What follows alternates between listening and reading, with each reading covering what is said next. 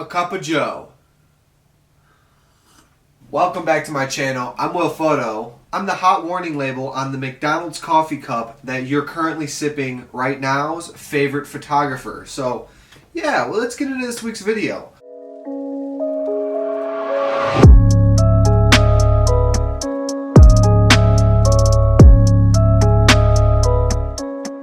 Doug, what the fuck am I talking about, boy?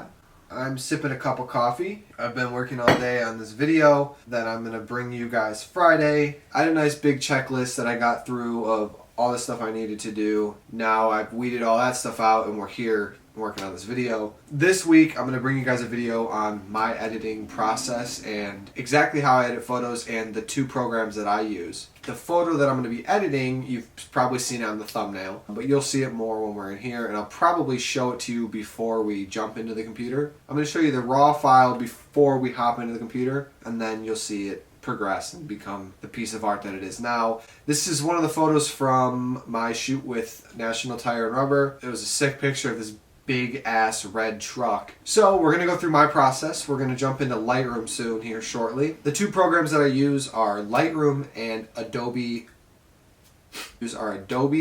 Wow, motherfucker, I cannot talk. The two programs that I use are Adobe Lightroom Classic and Affinity Photo. Now I kind of messed around with using Photoshop and I was kind of disappointed in it, in all honesty. It kind of really fucked up my workflow. I might mess around with it again shortly, and if I do, I'm going to make a comparison video between Adobe Photoshop and Affinity Photo because I think that, they're two very similar programs. Obviously Adobe, everybody knows Adobe, and that's going to be like the most trusted program. I think that Affinity Photo has a lot that it can compete against with. Maybe I'll go into that in a video. If you want to see that, comment below. Let's head right into Lightroom and we're going to start this edit.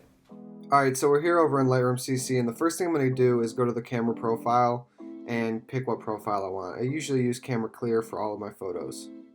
The second thing we're going to do is go through and do all of the basic corrections, like exposure, shadows, highlights, whites, blacks, all of the stuff like that. So let's go through all of that.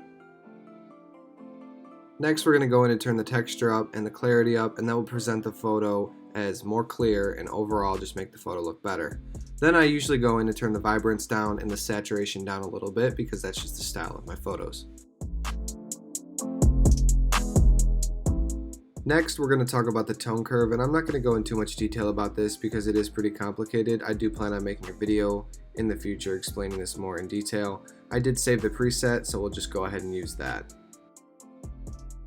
Okay, and I'm going to show you a little before and after where we're at currently, and now we're going to move on to the HSL sliders. The HSL sliders are a very important tool to take advantage of.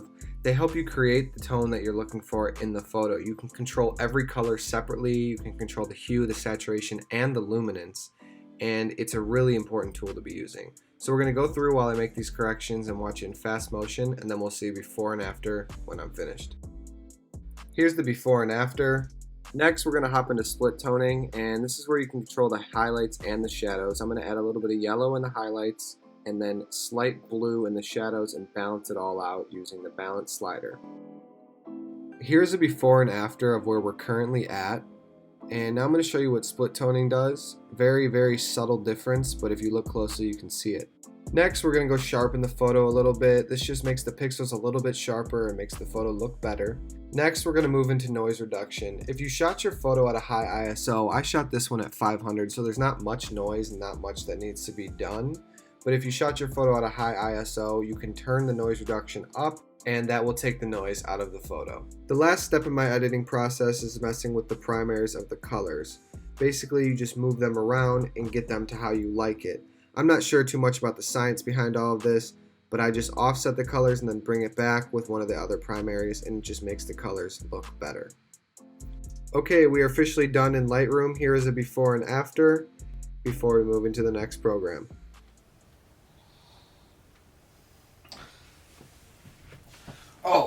Well, I fell asleep because that was so boring. Just kidding. I hope that didn't bore you to shit. That was my process in Lightroom. Basically, Lightroom is really awesome. Lightroom is incredible for processing raw files, and the more you know, the more you can use it. That is showing you guys my process and how I edit photos, so that hopefully you can edit your photos better. In this little transition before we move into Affinity Photo, I also plan on making a video too, just a little foresight that I want to sneak in and show you that, you know, I'm not going to stop making videos because I have tons of ideas. I'm going to show you my favorite Lightroom secrets, Lightroom key hacks, Lightroom just shit that I use on Lightroom on a daily basis that if I didn't know, I would be pretty mad that I didn't know. So I'm going to share it with you guys. But now we're hopping right into Affinity Photo, and we're going to go in and make some awesome corrections to this photo, and hopefully you learn something new. Your boy's going to go take another nap, alright? Okay, so now we're over here in Affinity Photo, and this photo needs some touching up. I'm basically going to clean it up, remove some things, and right here I'm going to remove this sign because it does not look good.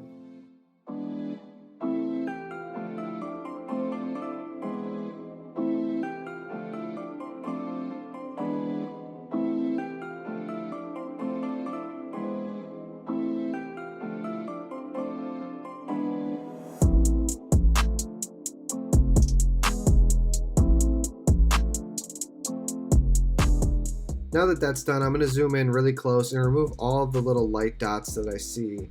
These are just lights reflecting off of the metal, and in my opinion, it just takes away from the photo and it distracts the eye. Not everyone does this, it's not necessary, it's just something that I like to do.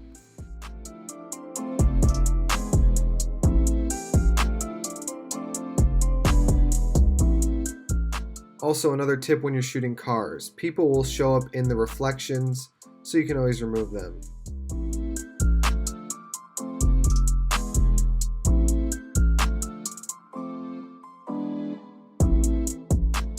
Okay, and we finally have made it to the front license plate. I personally hate license plates, and I think they really distract from the photo.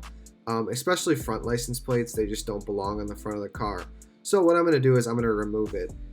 This is kind of difficult. All you need to do is really just sample from one part of the photo and copy it over. So you're going to watch me do this in fast motion. Hopefully this helps you learn, and then you can go remove your own license plate.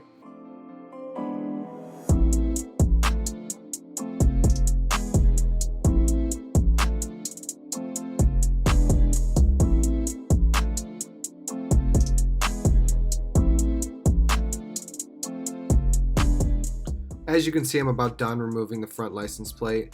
Up close you can kind of tell, but obviously when you zoom out, it's very, very, very unnoticeable, and it just kind of looks like a normal front bumper.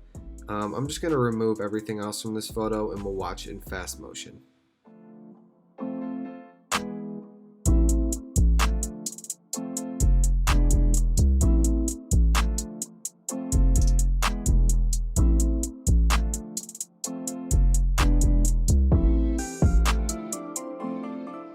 If you pay close attention to my photos, you'll notice that I'm very, very big on removing things that I don't think are necessary.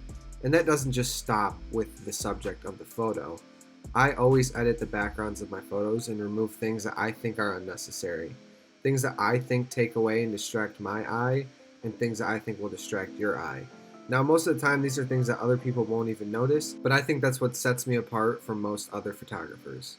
You can see right here I'm moving things off the ground that I think aren't necessary, and it kind of just makes the concrete look a little bit more smoother. Alright, this photo is about completed, so now we're going to export it, and here's the final version.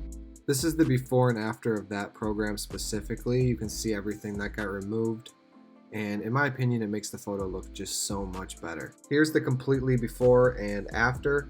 And I think this photo is so sick. I love the before and after of this. I think it's a very good one to make a video on because there's a very dramatic difference.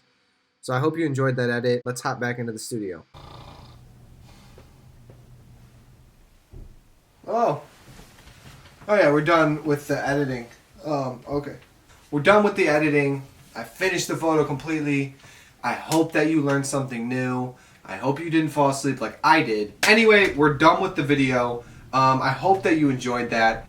It's funny, one of the things a lot of people, my family and people close to me watch my videos and they're like, yeah, why are you moving your hands so much? I don't know what to do with these things, dude, and I'm not tucking them in here. Hand movements. If you like my hand movements, go ahead and comment hand movements down below and I'll know that you like my hand movements.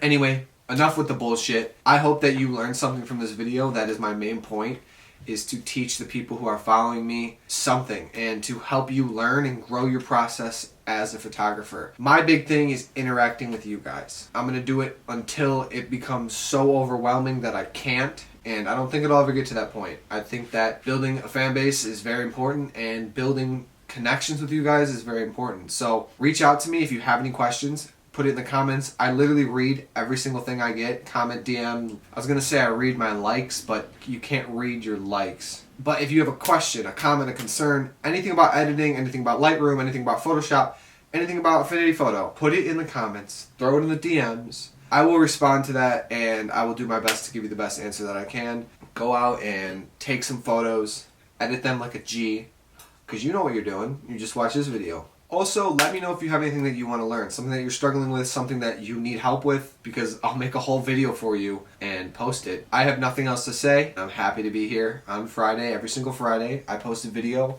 Every single Friday. I haven't missed a Friday, and I'm very proud to say that. Yeah, I can't wait to see you in the next video. Don't forget to like, comment, and subscribe. That would mean a lot to me. And if you don't already, go follow my Instagram and my TikTok. They'll both be down in the bio, and I'll see you next week.